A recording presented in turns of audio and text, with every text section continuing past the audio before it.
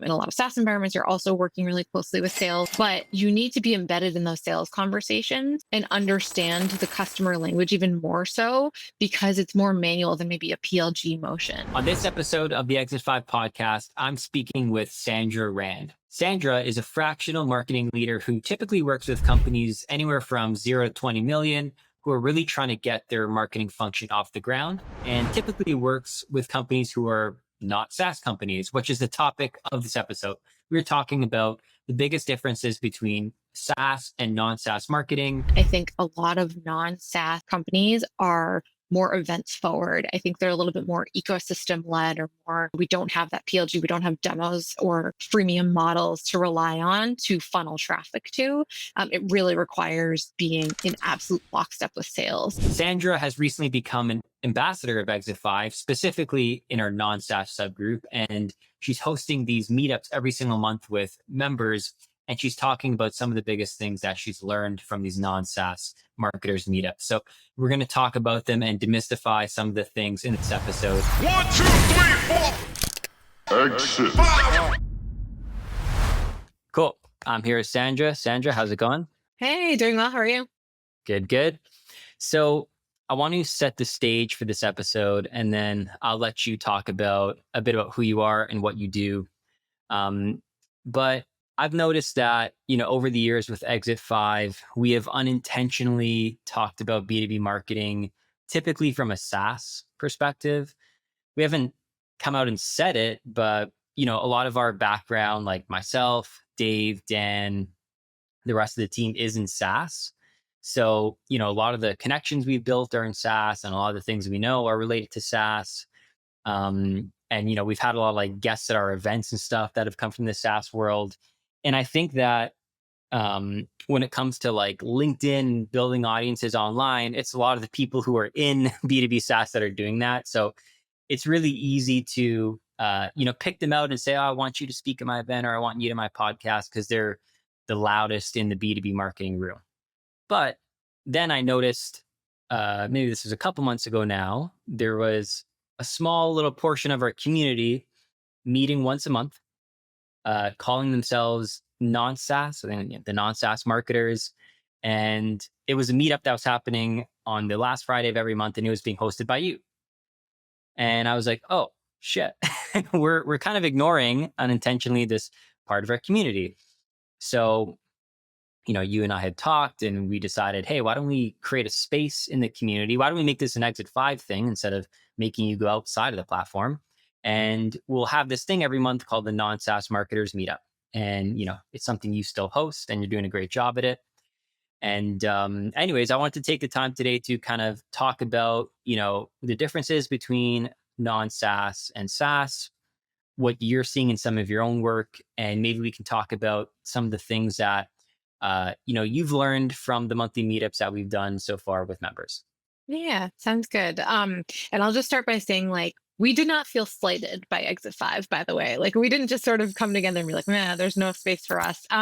Truly, honestly, even before this started coming together at the beginning of the year, it's something that I, as a sort of more traditionally non-SaaS B2B marketer, have felt for years, right? I think you hit the nail on the head where some of the well-known playbooks, the louder voices tend to come from that segment. And that's okay. I have always felt for especially the last several years, as, posting on LinkedIn, people building their personal brand, more and more of those voices were coming into sort of the ecosystem. And I kept looking around where are my people? Where are the people that are coming from sort of non-traditional B2B backgrounds that are not, tech and not SaaS? And I'll just sort of aside by saying there are plenty of tech companies that are not SaaS. So those are there's a delineation there. And so it was really lovely to come across a post or two from a bunch of other voices in Exit 5 to say anyone else kind of in this boat. And I sort of knew hey, we're going to have to carve out this space for ourselves because there isn't a thought leader that's running the charge for non-SaaS voices. The reality is though, it's really, there isn't one, there isn't a SaaS playbook as far as marketing goes, and then a non-SaaS playbook. Non-SaaS, that covers that's the long tail. of B2B marketing. So there's a whole lot of different playbooks and different approaches, definitely not one size fits all. And so I think what we're trying to get out of this space in chatting with each other is just folks that are like-minded, because we have different challenges, right? So for example, um, the volume of deals that we need historically in my career, I've not needed to seek hundreds of conversions per month. I think my sales team wouldn't know what to do with thousands of leads in a month. Yeah. Like, that's just not a world that I come from. And when I started to say that out loud in certain rooms at events and in certain forums, there were other people sort of nodding me like, oh, same. Like, we need 8 good deals this year to meet our revenue goals. So that felt nice to start to like find my peers and find those folks in the space. I'm also noticing that as this there's a lot of voices coming to the table with this sort of brand versus performance, or brand versus demand, like, long-term brand building versus immediate, like, quarterly pipeline goal, like that discussion is happening a lot right now. And I'm finding that it's more of the non-SaaS pedigreed folks that are fighting this like brand point of view versus like operating off of this quarterly demand playbook that our SaaS peers have been operating against. So that's been nice. It's been easier to find those folks and those hand raisers. So yeah, but thank you. Like, it's been great to recognize that we are a small but growing segment, and to give us a place to come together, um, and just sort of operate. Like, we're all B2B marketers, and that's the ethos of Exit Five. We just need to sort of flex our non-SaaS muscle a little bit more and find others. So That's thanks. it. Yeah, Yeah, for sure. yeah, Yeah, it's funny, like, non-SaaS is not actually a thing because there are more things that are not SaaS than are. totally. I would Right? agree with that It's like, statement. Yeah. Yep. It's funny. But like, you sit there and like, if honestly, and again, like going back the last 3 or 4 years, it's like, well, this isn't my playbook, but I guess I'll take what I can get from it and reinterpret it that. And so it's nice to be able to recognize, one, like, thank God for SaaS B2B thought leaders, because you're giving us sort of a North Star to pull from. But also, like, yeah, it's a little bit trickier for those of us that are not in that ecosystem, because it's not like an A to A or apples to apples, you know, application of the same kind of tools and goals and things of that nature. for sure. Yeah. And I agree. Like, the crazy part too about non-SaaS is, like, if you shake the non-SaaS tree, there's probably another like 20 industries that come out of it. Totally. Right. Yes. And like, Yeah. that's something too that I'm excited to uncover more of throughout all this. Like, I'm sure we can go list 20 tomorrow, but it's like there's more groups within non-SaaS that eventually are going to start spinning out. And within those groups, like, people running, marketing for massive companies that you've never heard of. And that's typically the difference, is like, we hear of the SaaS companies because a lot of people are talking about what they're doing online. But there's other companies, like, you never heard of them, but they're doing like 300 million a year. Right. Massive healthcare Yeah, brands or manufacturing companies, or, oh yeah, there's a ton. Enterprise tech, that isn't sort of a plug and play. You need long implementation, like all of that. There's a ton that are really operating in their own world and with a different approach for sure. yeah. Cool, cool. All right. So before we get into it, we've kind of got into it, but just a little aside, I want you to tell us just a bit about yourself, maybe your background and what you're working on right now. Yeah, absolutely. So my name is Sandra Rand. I am a newly fractional head of marketing for earlier stage organizations. I tend to work with companies that sell into the e-commerce vertical or into consumer brands, but I'm on the B2B side. I tend to work with a lot of companies that are PE backed or self-funded. So not a ton of VC, which actually is another common thread amongst these non-SaaS these organizations, right? Not a ton of VC money pouring into services businesses. So yeah, I started my career on the communication side. Did a lot of PR events and early sort of brand marketing.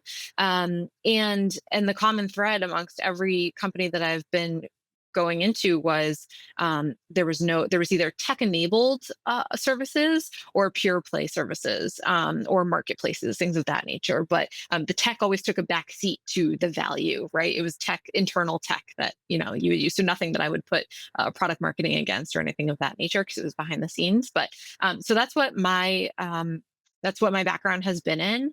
And so right now I'm working with a couple companies that are largely non-SaaS, and they're early stage, 0 to 20 million, just trying to get off the page with marketing. They've established some level of product market fit, and they're trying to figure out what their playbook is. So I love a blank slate. I love that stuff, getting in and throwing a bunch of ideas at the wall, and figuring out what that strategy is and how to move forward. So it's exciting. Cool. Love it. Awesome. Great background.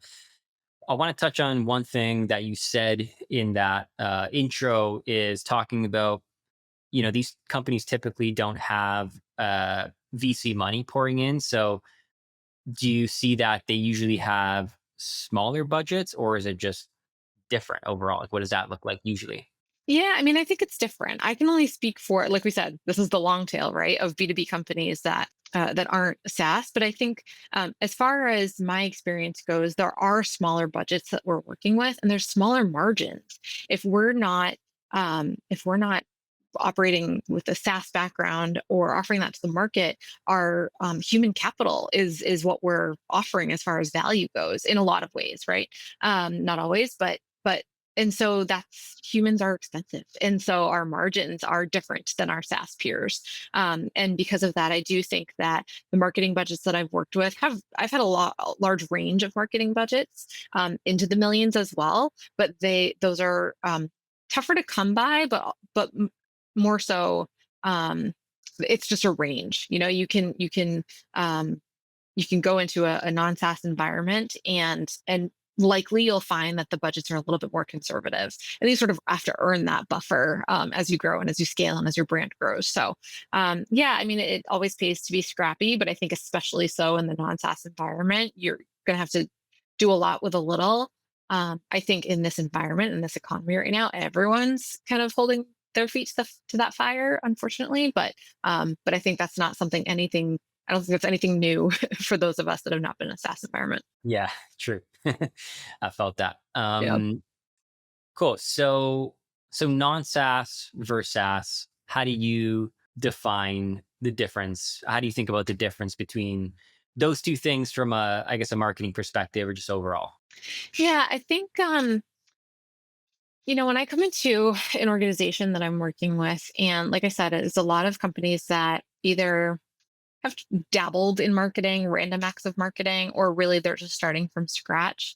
Um, the one thing that tends to hold true, is that sales is going to be my best friend. Now, this is not exclusive to not to SaaS, or sorry, not exclusive to non-SaaS. I think, in a lot of SaaS environments, you're also working really closely with sales, but you you need to be embedded in those sales conversations, and understand the customer language even more so, because it's more manual than maybe a PLG motion, and requires much more active and consistent alignment. I think a lot of non-SaaS companies are more events forward. I think they're a little bit more ecosystem led, or more, we don't have that PLG, we don't have demos or freemium models to rely on to funnel traffic to.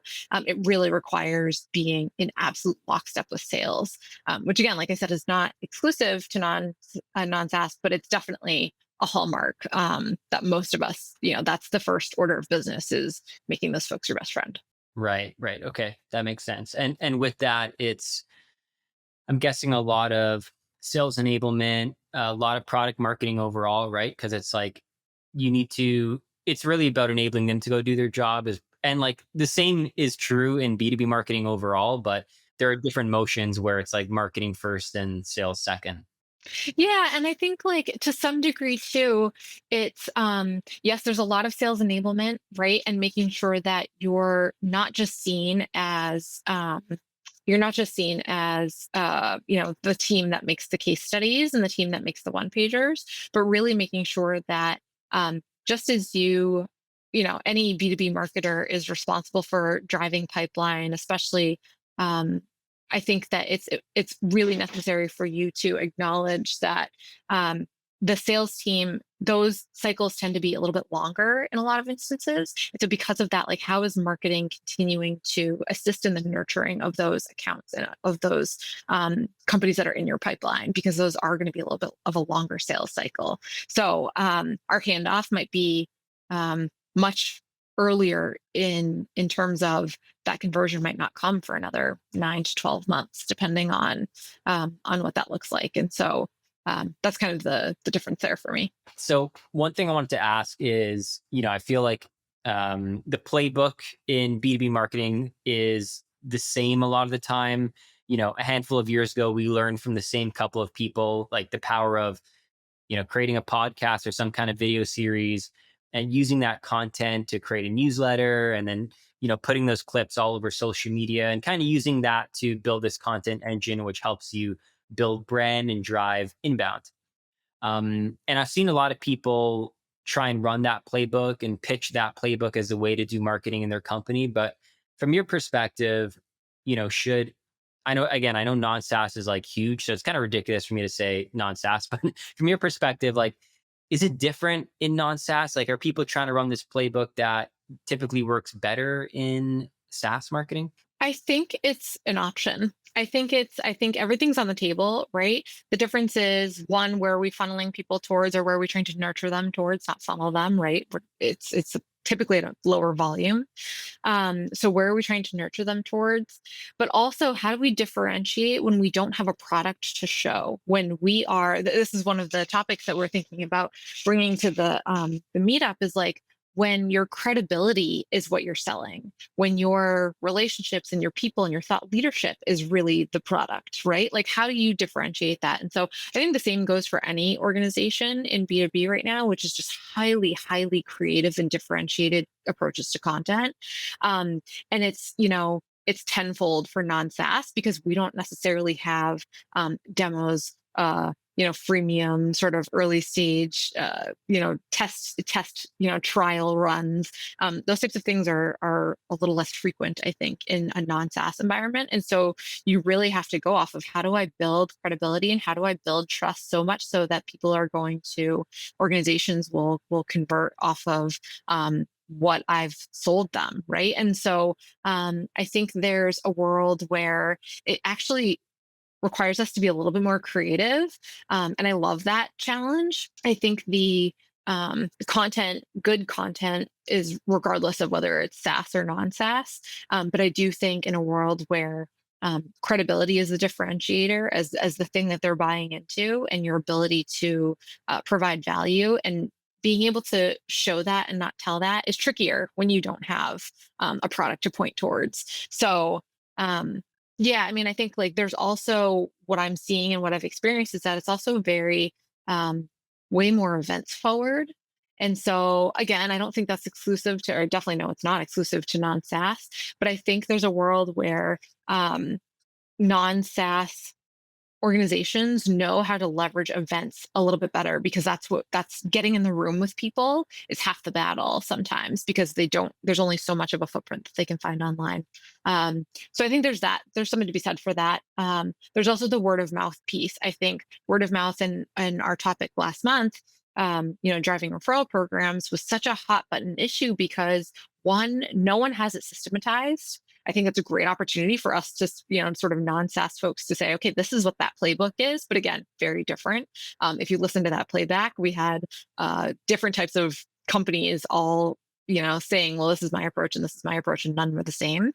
But I do think that things like gifting or doing things a little bit outside of the norm to get in front of our ideal clients, it just gives us a little bit more creative freedom to do things a little bit differently instead of just sort of like the podcast webinar approach. And I also think like it's because in a lot of ways, and again, very much depends on what non-SaaS organization you're talking about and what vertical they're in. But sometimes because our volume is so much lower, you tend to be looking more towards an ABM play, even if it's one to many or one to few.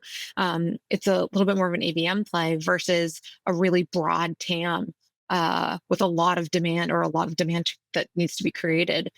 You're working with a smaller frame of reference. So yeah, I definitely think there's challenges there, but it gives us a little bit more freedom and flexibility to be super creative.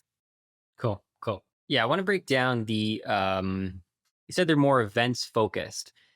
When you say events focused, I'm sure it varies, but from some of the stories you've heard, is it they are more focused on going to conferences, they're more focused on running maybe smaller intimate events, or what is that event playbook, or what can it look like for those types of companies? And then what is the event actually like? Like, are they are they presenting stuff? Are they just having drinks with potential customers? Like, what does that look like usually? Yeah, I think it's so funny you asked this question because I've been seeing this trend recently, again from our very generously sharing SaaS peers and talking about these events that feel more like retreats. And they feel more like these like highly curated moments where you're sitting on couches and around fire pits and you're doing excursions and things of that nature.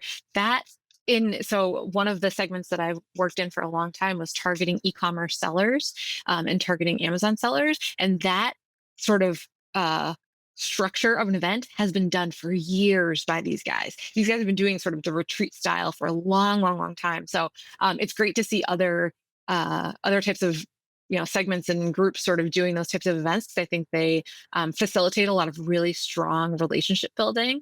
Um, but I do think there's also a world. I for a small stint did some work in the medical and healthcare vertical, and those giant expos were still very much um, something that they would plan their calendar around, their annual calendar. There's 3 or 4 massive expos every year that everyone was seen at, and how you were creative within those giant conferences was the key.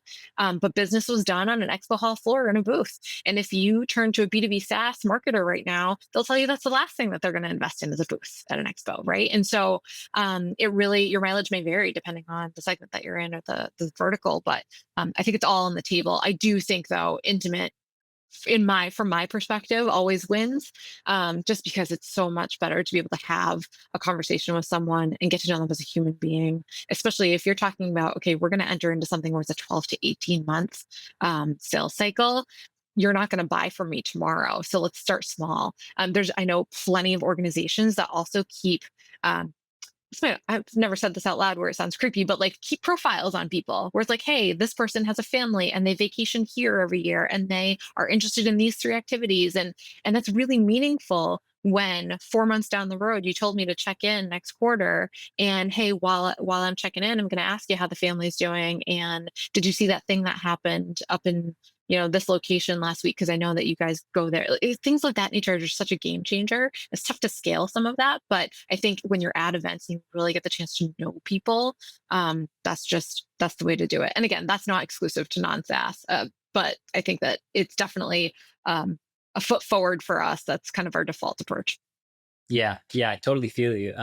The last company I worked at, it was a SaaS company, so I will say that, but it operated like I would guess a not more of the non-SaaS folks operate. It was a big, older, monolithic type industry, commercial real estate, and our team was always so focused on going to the right conferences because really all of our competitors were there and our customers were there. Even if they're not going up to your booth and saying, show me a demo of your product, they're there on the floor somewhere and they're going to local meetups and events, and you kind of just had to be there. And it always pissed me off because I was like, I don't want to spend budget on this stuff. I'm almost, my hand is forced. But it took me a while to realize it's just the way this industry is. And the face to face component is such a big part of it. The buyers in those industries were people who are not necessarily going to spend their entire day online on LinkedIn or TikTok or in emails. Exactly. A lot of Yep. their business is done face to face still. So Yeah. A lot of field sales. a Yep. lot of field sales. Yeah, Yep. exactly. Yep. So it sounds similar to that. Yeah. It's funny that sorry, just to pull on that for a second. At the Exit 5 event in Boston, I believe it was Kate, was saying that one of the panelists, she was saying how you really have to speak their language, your customer. And I think events, there's no better way to do that than to spend time with them at Top Golf, at the, getting coffee with them at 8:30 before the session start, or at another sort of one-off happy hour or something along those lines. But like really using the nomenclature that they are, using the exact phrasing and the words that they are. I think really adds such a level of authenticity. And I think we take that for granted, right? A lot of marketers are still doing customer research through ChatGPT, or they're talking to three customers and saying, okay, I did my research, check that box. Like, I think it's just so, I've sent demand gen folks to events, operations folks to events. We've sent other sort of non-typical event, type marketing team members there, because when they can see firsthand how folks are speaking about their business, what their concerns are, what keeps them up at night, what excites them, I think being able to translate that into marketing messaging and content, that's there's no better way than to really immerse yourself. And I think events is a really quick and easy way to do that. So anyway, that just reminded me of what Kate was saying, and it was like, that's a hill I'll die on, is getting your entire team at events and not just your events and partnership folks there. Yeah, I agree. I love it because one thing I like about events too is like, especially if it's a conference, an industry conference, you get to see the landscape as opposed to like, you may play in a very specific type of product that serves this one use case of this customer. But through this event, you see like there's actually like 12 different things, like different companies and spaces that they're thinking of at all times. And it kind of makes you realize, oh, like my company's not the center of their universe. A It's just a part of hundred it. percent. Right. Yep. Yep. We're And so even guilty of my that. my our function, right? Like we think that it consumes the entirety of our client's day, but actually we're one of 20 things that they worry about in any given day. And the better we are at our jobs, the less they have to worry about that, right? So it's very humbling to be in those events too. Yeah, I agree. Yeah. Yeah, totally. And yeah, on the topic of events and conferences, one thing that was always difficult for me in the past was, if I don't have unlimited budget, committing my team to get a booth at a conference sometimes can be really difficult because it's just so damn expensive to go to these big industry events. And I've always been on the side of like on in the underdog company. I've never been with a company with, the biggest budget and flashiest stuff. So I've always had to figure out like how do I play it scrappy. And I know a lot of people in Exit 5 are in the same boat. I think that's just a part of our culture. Um, and one thing, and I don't know if you've seen this as well, but one thing that I've found that has worked really well is, get people to go to the industry conferences, get some of your team on the floor. If you don't have the budget for a booth, that's okay. Try hosting like a smaller, more intimate dinner, or like you said, like a Top Golf evening or bowling night, whatever it is, and invite key customers and really make a splash out of that. I think that's like a really good underrated low budget play for building those relationships at those big industry conferences without spending money on the booth. Yeah, yeah, I completely agree with you. I think that's all very fair game. Um, I will be honest, my philosophy on approaching event sponsorships has really changed over the last couple of years. A couple things. So one, yeah, I agree with you. Like I've come from some of the more underdog companies too, where it's like we got to make the most out of being here, boots on the ground, make sure that your salespeople are trained and they know exactly what their charge is for these, 3 days that we're together, 2 days that we're together, and make the most of that. But also, how does marketing make the biggest splash without spending, $50,000? And in doing that, I actually think I like a breakfast, because a breakfast gets people before their day takes them off course, or before they get exhausted at 5 p.m. and you're fighting with the 9 other happy hours that are happening. I like a breakfast. I like an offsite lunch too. If folks are, no one loves a conference or expo hall lunch. So anyway, I'm talking very tactical, but I definitely think that like, those are very easy and probably less costly activations that you can partner with some folks to get folks in the door, and have a little bit more of an intimate setting that isn't rushed, or just sort of like crowded with people or things of that nature. But the other thing, the reason why my philosophy has changed a little bit, is an organization that I worked with a couple of years ago in the vertical that we were in, they were top dog. I'll be honest, I took the job to see what was under the hood. That was part of why I wanted to work there because I really wanted to understand what went behind it. And they were a branding engine. Not a single person left their house without wearing the polo shirt and the hat. And the repetition of the logo is not something that I necessarily bought into as like valuable. I always sort of poo-pooed the logos that were on the lanyard or on a napkin at the lunch or something along those lines. But then when some of this data came to light over the last couple of years, where if you're not on that day one shortlist, you're not likely to win the business. Then I started to think a little bit more about touches and I thought a little bit more about the repetition of a logo. Now, do you have to do the work to make sure that they know what your company does, why you're a market leader, why you should be considered, what value you drive for your clients? 100%. But it's a heck of a lot easier to do that when it's maybe the fourth or fifth time they've seen your company name and they're like, wait, what? I'm seeing them at all of these events. Why do I know them? What do they do? That's it. That's an approach to sponsoring. A lanyard sponsorship is cheaper than a booth often, or maybe the breakfast sponsor is cheaper than getting your person on stage if you can't afford that. But it does over time compound in that recognition and that recall. And so I definitely think that I'm being a little bit less of a purist about it than I used to be in terms of driving recall. I think that there's something to be said for having your logo in a lot of places and in a way that people recognize, event after event, you could do these small incremental branding buys that might actually net some really valuable awareness compared to a one time, breakfast at that big event annually. So I don't know. I'm willing to be wrong on that one, and I like how it's changed my thinking a little bit because I've actually seen that that company that I worked for. People are like, oh yeah, we know them. Yeah, we don't use them, but yeah, we know them. Or yeah, we've used them and we love them. So that kind of thing. I think is definitely worth people reconsidering. And anyway, I wouldn't have recommended that 5 years ago at all. Yeah, no, I think that's an awesome way to look at, brand awareness.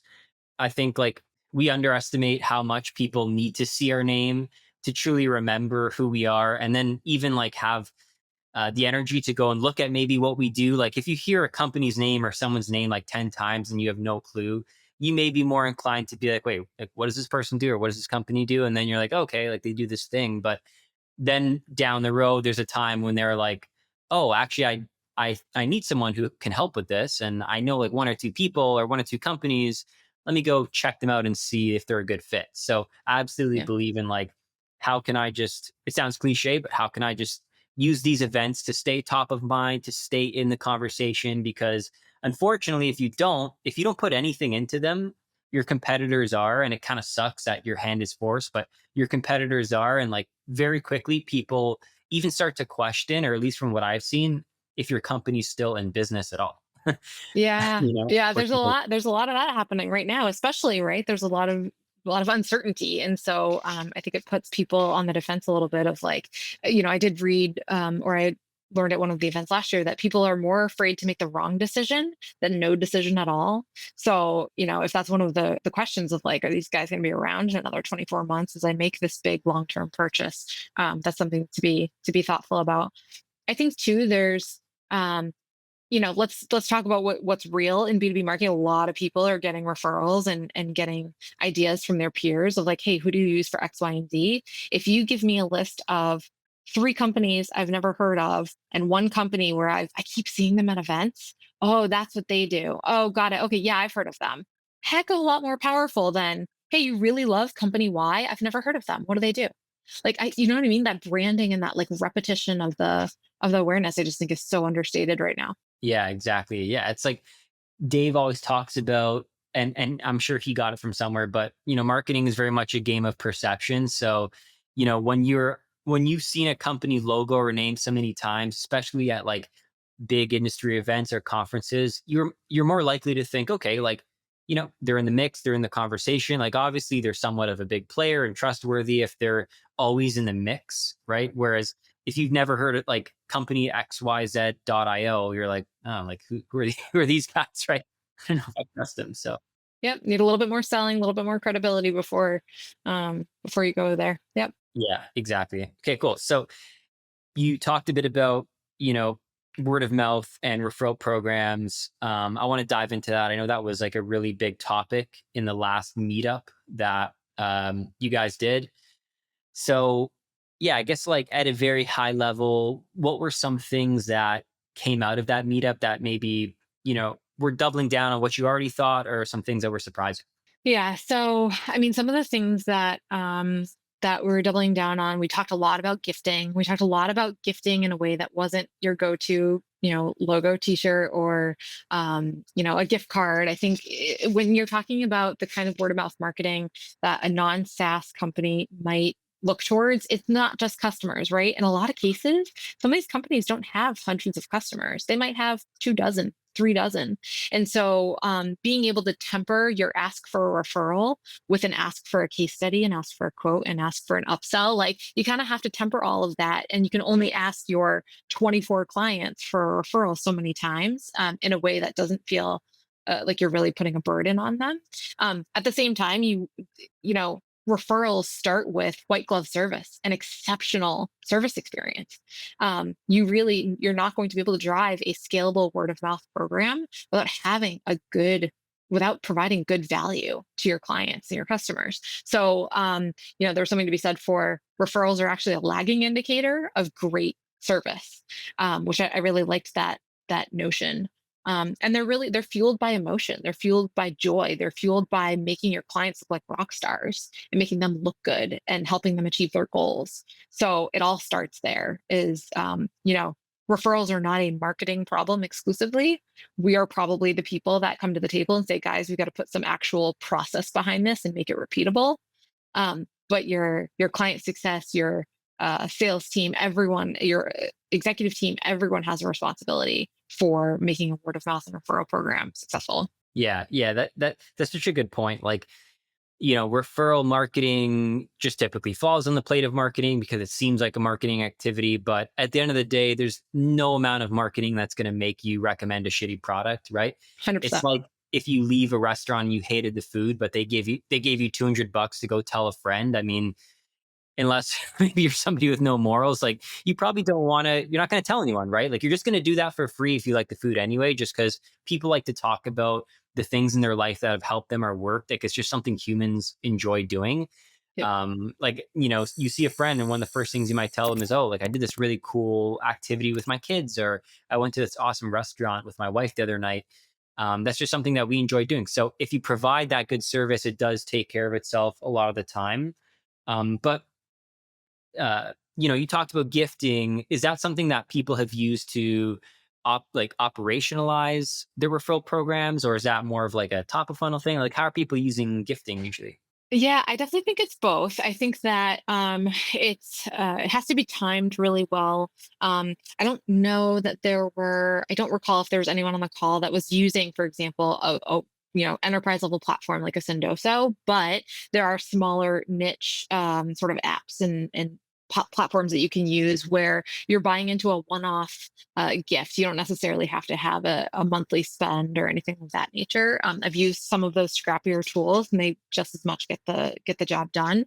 And I think what people are trying to figure out is how do the crux of it is doing something and gifting something that's creative and thoughtful and really shows that you know the person. Again, going back to like keeping a profile of your prospects or your customers. If I know if my prospect has a 5-year-old daughter, I'm going to send them a Crayola crayon set with some coloring book. Like that would go so far for me as a parent, and would endear me to that company or that brand versus another Yeti mug, or something along those lines. So I think being able to have the utility to send them really thoughtful gifts, whether it's manually done or more likely through some sort of platform. And again, it doesn't have to be like a really big, expensive platform, but I think that goes a long way. I also think that really being thoughtful in how you're timing this, right? Whether it's a prospect and you're just trying to get on their radar, that's definitely, I've seen that as ABM strategies time and time again, where you're just trying to get a response, you're just trying to get some engagement, and that's a good way to do it is through gifting. And it doesn't have to be crazy expensive. And at that point, you probably don't know a ton about that person, but a lot of us are putting enough of our lives online that You could probably infer some things and take a shot in the dark. The other thing that I really like about gifting, we talked about this, is not attaching your gift to a very typical moment, right? It's not the holidays, it's not a birthday. We even talked about the sensitivity of attaching it to a life moment, right? If someone's expecting a child and then something happens, but gifting that person, a baby onesie when something, went wrong, like that, there's very sensitive times, and just being thoughtful about the risk of that is important. Just to keep yourself, in an area that's just thoughtful. So anyway, like, I think there's a lot to be done on the gifting side, and I do think doing the things that don't scale is worthwhile. Again, especially for those of us that don't have lead lists of that are thousands and thousands of companies long. It's very feasible. Yeah, yeah, totally. I love that. Yeah, like I love the point of, just doing those more like customized things, especially if you have a smaller customer base. Um, I feel like, at that level, like just because there are so many tools out there, it doesn't mean that you always need to use them, even if it makes the job easier. At my last company, we had a list of maybe 100 companies. And again, this was a SaaS company, but I would say we operated more like a non-SaaS, just based on this conversation. Yeah. And we had about 100 potential customers we wanted to go after. And what the sales team was doing was they were automating emails to a bunch of stakeholders in these different companies. And I was like, hey, like, why don't we just research each person individually and just send them a customized handwritten email like every time?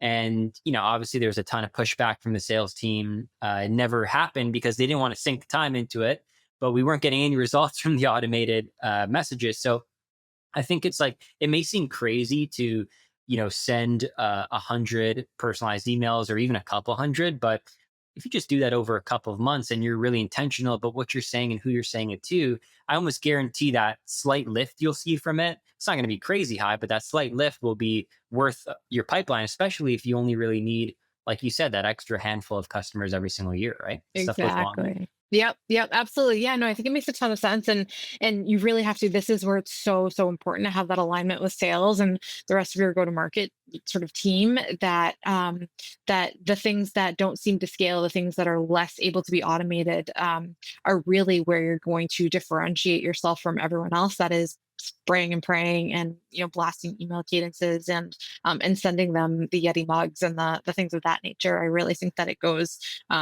it really goes a long way to take just the extra time, and building in that time into your strategy of, okay, proper client research, prospect research, is going to take an extra 5 business days or something per account, or what have you. I don't know, whatever like you want to build out, but setting that expectation that, like, this is the worthwhile activity. So when campaigns go live, they're actually, they have that incremental layer of thoughtfulness and creativity and sort of that unique touch. I think that goes a long way. Yeah, totally.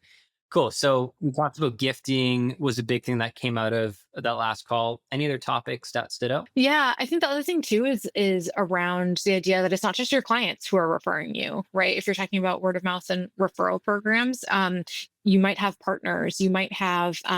There was one person that spoke last month on the meetup about how her clients are actually very competitive with one another, and so being a word of mouth engine is kind of a non-starter because they want to keep their secret sauce to themselves. And so that was an interesting challenge that we kind of brainstormed with her a little bit on. And something that could come of it was talking to those like peripheral organizations that also market to your clients. How can you build relationships with people that are in a position to refer those folks to your tool, your service? And so it could be just well-known influencers in the space. It could be partners. It could be other referral sources. I've always thought too that the sort of Pareto principle applies, right? Only 20% of your referral sources are really going to be driving 80% of that referral inbound. And so treating them as top tier, white glove, with those thoughtful gifts, with those thoughtful experiences. Take them to a basketball game. Take them to out to an amazing dinner. Take them to doing that as opposed to sending them the same stuff that you send to everybody else. I think treating those folks a little extra, with a little extra special touch, also goes a long way. Love it. Yeah. Yeah. I love that point about, finding adjacent companies like that are adjacent to what you sell, not competitive, and, working with them to see if you can get some referrals that way. And my last company, we had this big industry conference and we did get a booth at it, but we got like the small booth, like super, those like Yeah, super small ones. a It's little like too only much one or on. two people. Yeah. Fit. Yeah, exactly. And, all of our competitors had massive booths. But what we did was before the first night, because the conference started early the next day. Before on the first night, we did a partner event. So we partnered with another company that sells something non-competitive but has the same customers, and we threw this really cool rooftop, type party in New York City, and we both threw in $7,000, which really is not that much considering booths cost like 50 to 100 grand sometimes. And it was an awesome event. We had like 150 people there, and a lot of pictures were taken, a lot of sharing. So that was really successful, and that was something that I'm not really in a situation to necessarily do it right now at Exit Five. But if I was like, I want a way to get referrals, and maybe I don't have a lot of customers who can help with that. Can I partner with a company and do these events or these activation plays where I can, meet and build relationships, like you said, with some of their customers? Yep. Yep, absolutely. I think yeah, I have a couple of examples too. It's very similar, right? Where you're doing just these other activations. Maybe you're doing a cooking class together, or we did a retreat once and had these other they went and did like Baja racing and things of that nature. Like it's memorable. And to your point, like creating Instagrammable moments, depending on your segment, can be very powerful as well to just drive a little bit more awareness through their own channels because you're doing something really cool. I definitely think that that has some legs too. So just being thoughtful and giving people opportunities to do things that they wouldn't have otherwise, another nice touch. Even if it's a step removed from the nature of the business, just because you sell a certain type of service doesn't mean you can't go and provide them with an experience that has nothing to do with it. It's just all about relationship building. Yes. Yeah. Oh, I love this topic so much. It's funny because at Exit Five, we are thinking a lot about that now, just as a B2B marketing community. It's like, yeah, we're a B2B marketing community. We have B2B marketers who want to talk about marketing, but sometimes you just want to like go. I mean, I don't really do axe throwing, but as an example, maybe you want to just go do like axe throwing, like with like five people in your city and make some new friends. And these people just so happen to work in the same industry you do. So you have a Yeah. lot of commonalities with them. And I made the mistake at previous companies and even now thinking like, oh, if we're doing an event or we're like facilitating a meetup of customers, it has to be related to the thing related to our business. But people really just like to connect over anything. Like they like to just have a good time, even if it's like over a slice of pizza and a beer. Yep. So yeah, I think that's a really smart play is like, why not just get some people together to do something fun? Like that's also a great idea. Yep. Yep, absolutely. And again, it cuts through the clutter of the hotel happy hour that everyone else is throwing. I'm with you. These are fun brainstorms and they're fun activations, and there's just so much value on the other side of it. When people say, "Man, I had a great time." I threw a dinner slash happy hour party with one of my old organizations, and it was in Vegas, and we had Cirque du Soleil folks kind of up on coming out of the ceiling, like doing their own little their performances, and like people still talk about it, and that was so worthwhile. So stuff like that that's just like different is it goes a long way. And I think especially now that we're talking about everyone's doing the same digital playbooks, everyone's doing the same kind of unconference conference style, like we're going to have to keep reinventing what it means to be connecting to people. So it's a fun time to be in marketing to really stretch ourselves creatively. Yeah, totally agreed. Yeah. And like on the topic of brand, like just building brand and brand awareness, like when you host and facilitate a cool experience, people associate your company and brand with that. And especially when at that experience, you have the ability to meet other people and make new friends, like that's just another drop in the bucket, another, positive deposit in the bank of your brand. So those are the small things you could do to build brand. Yep. Yep, absolutely. Cool. So anything else from the meetup that stick out to you? Any other topics? Yeah, I think the only other like big takeaway too was in measurement and just making sure that again, like some of us get a little bit we get a little bit nervous about systematizing these programs and thinking that we need these big, robust tracking methods, referral platforms, that sort of thing. But truly, again, at our scale, when the volume is a little bit more manageable, keeping measurement really simple is critical. I don't know a single salesperson that loves to spend their time in Salesforce. So as much as you can make it easy on them to be able to track the referral source and track the velocity of those deals coming from certain referral sources, that's really all you need to do. And sometimes you just need a dedicated field in HubSpot or a spreadsheet to track it. Keep it really simple to start before you over-index on tracking tools or measurement tools. But it is important to measure, obviously, and you want to make sure you know who your champions are out in the market that are sending inbounds your way. But just keeping it really simple is the right way to go. I don't think anyone has to over-engineer measuring referral or word of mouth right now. Cool. Love it. Love it. Totally agree.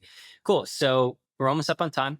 Really quickly, I want to talk about maybe the future of these meetups. I know you and I are just kind of figuring this out together. Right now you're hosting these monthly meetups on the last Friday of every month.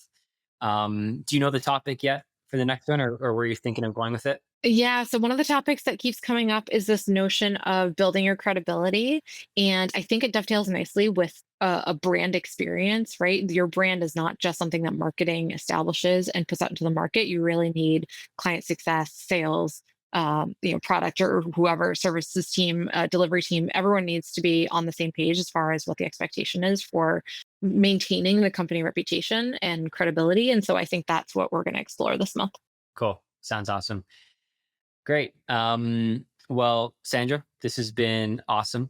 I feel like we've just kind of scratched the surface, if even, on this topic. So yeah. Just like quickly, like going back to goals for this group, like, we're taking a one meetup at a time, but for me and Exit 5 and for you and I together, it's like I want to just keep uncovering like what this means in the different branches of non-SaaS. Like you said, the space is so ripe for maybe not necessarily a thought leader, but just thought leadership, and putting that more on a pedestal and just surfacing the right information so we could all become better marketers. There's so many verticals in non-SaaS that can be talked about more specifically, right? It's like someone who's in construction, can we talk to them about marketing and manufacturing? So there's so much to uncover here. I'm excited to just keep uncovering it together and inside the community. Um, your insight has been really, really great today. And I hope that this encourages some more non-SaaS marketers to get involved in the conversation. Yeah, absolutely. Come join us. Maybe we'll start getting together more frequently than once a month. But we have our dedicated space in Exit 5 now, and some of the topics that we have coming up through the rest of the year are great. I don't want to wait until July, August, September to talk about some of these things. So it's great to start to see more of this community come together around the non-SaaS segment, and I'm excited to be a part of it. So yeah, thanks so much. Awesome. Awesome. Thanks, Sandra. Thanks for helping us make it happen. And yeah, we'll see you around the community. Okay. Perfect. Sounds good.